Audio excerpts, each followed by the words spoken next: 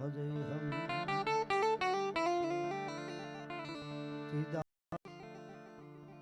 ખોખરાના ડુંગરમાં એક અંધારિયા વર્ણિમાં જોગમાયા મહામાયા મેલડી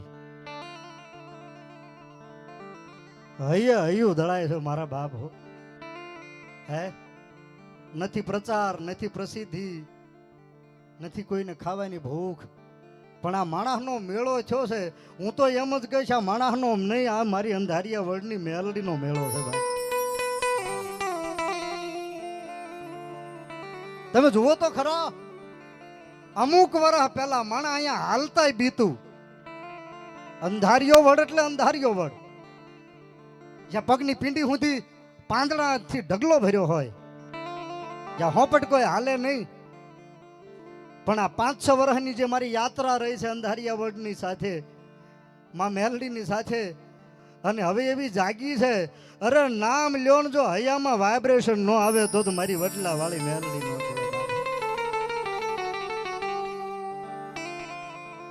સાહેબ આવડું મોટું ખેતર માળ્યું છે આજ હું ગઈકાલે આંટો મારવા આવ્યો મુકેશભાઈ મને ફોન કર્યો બાપુ આંટો મારી જાવ ભાવ જોઈને આવે છે જેટલું માણા બેઠું એટલું માણા ઊભું છે અને જેટલું ઊભું છે એટલું રહોડે છે જેટલું રહોડે એટલું માતાજીના વડલે મંદિરે છે અને જેટલું મંદિરે એટલું પાછું માતાજીનું પ્રદર્શન ગોઠવીને ફોટા પડાવે છે જય મેલડી આ બધું એમનામ ઊભું નથી થઈ ગયું હું તમને વાત કરીશ 1.5 મહિનાથી સતત ને સતત 100-150 માણસ અહીં રાતે કામ કરે છે 1.5 મહિનાથી આ એનું પ્રયત્નનું આ પરિણામ છે એકવાર એને જોરદાર તાળીથી વધાવો જ્યાં જગ્યા મળે ને બેસી જજો મારા બાપ કાર્પેટ પાથરા ઠેઠ સુધી તો મારી અંધારિયા વર્ણની મેલડી નો પૈસાનો ભાવ નથી કોઈને મારે નહીં કોઈને આ જેટલું તમે માણો છો ને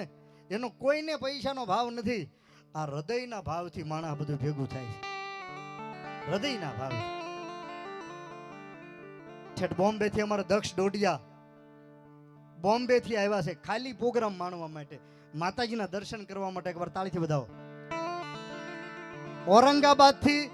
જાદવ સાહેબ આવ્યા હતા એગ્રીકલ્ચરના એને પણ જોરદાર તાળીથી વધાવો ઔરંગાબાદ થી નો થાય ને વોટ ઇઝ મેલડી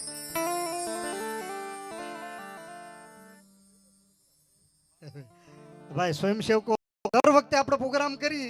એ તો વલ્લભ બાપુ કથામાં બોલ્યા છે જેથી વ્યાસપીઠ ઉપર બેઠો હતો ને વલ્લભ બાપુ ને ખોળીએ મારી અંધારિયા વર્ણની મેલડીનો આંકલો આવ્યો અને એને કીધું હતું કે મારા દેવ મારા ભેખ મારી વડલા વાળીના ભાવમાં ફેર નહીં પડે હું જાગી ગઈ છું અને વરહે વરહે જો હવાયું ન કરું તો અંધારિયાના વડલે બેઠેલી મેલડી નો કેવા બાબા એવી મહામાયા